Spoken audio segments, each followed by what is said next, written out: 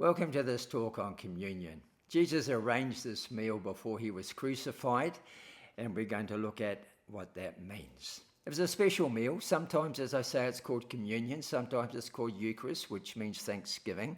It can be referred to as a love feast.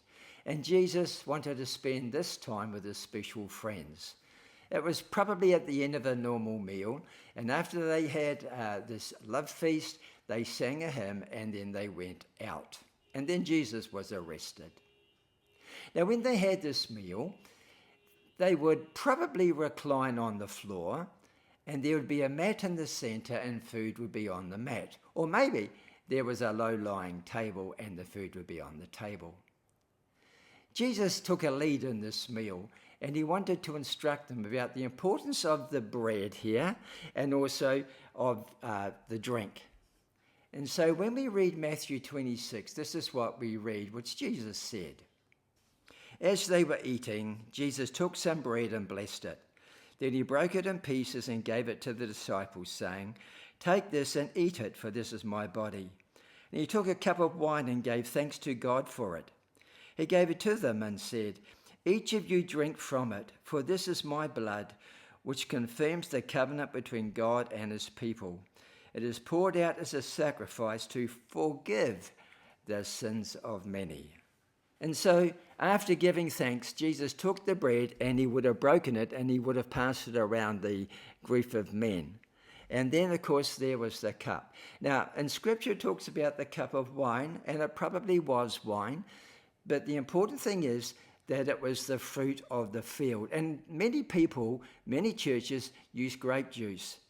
Now, that's okay using wine, but if you've got ex-alcoholics in your congregation, in your group, you're putting a temptation in their way, and that's not helpful for them. So how often should people drink of the cup and eat of the bread? Tradition varies on this one. For myself, when I grew up, we used to have it weekly, but there are many churches that have a love feast like this about 3 times a year. There's no legalistic rule as to when we should have it. So, who should eat and drink of this feast? Scripture makes it very clear that people who do that need to be believers. And for myself, I was about 13 and I was welcomed to this table after my baptism. But then there are some traditions where they say, well, my children believe very sincerely, and we believe they should be able to partake of this as well. And I think some children are even more sincere in their faith than what we may be. But when it comes to the Apostle Paul, he gives us a warning. He says that we need to examine ourselves. And of course, we are sinners, and we need to confess that sin as we come to the cross.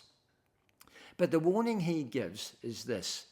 He says to the church in Corinth, that is why some of you are sick and some of you have died, because you have partaken of communion in this way with a wrong attitude while you're living in sin. So we need to examine ourselves as we come to the table. Where do we have communion? Well, there's no set rule on this again. And it could be in a home, it could be in a church. For the disciples, we find after the Lord ascended, it was even in the temple. And when we come together like this, it is a time of reflection. We can have this reading, which I read out before. We can sing some songs. And there's some lovely hymns and lovely songs that are very appropriate around the table like this. Let me just read out one of them from When I Survey. See from his head, his hands, his feet, sorrow and love flow mingle down, that ere such love and sorrow meet, o'er thorns compose so rich a crown. They are wonderful words indeed. But can I respectfully make a comment?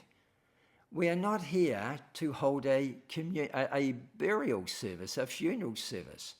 It's a time of reflection, but not simply of his death, but his resurrection. And that probably is why it's also referred to as a love feast. It's a time of celebration, times when we reflect more strongly on the suffering, and other times when we reflect more strongly on the resurrection.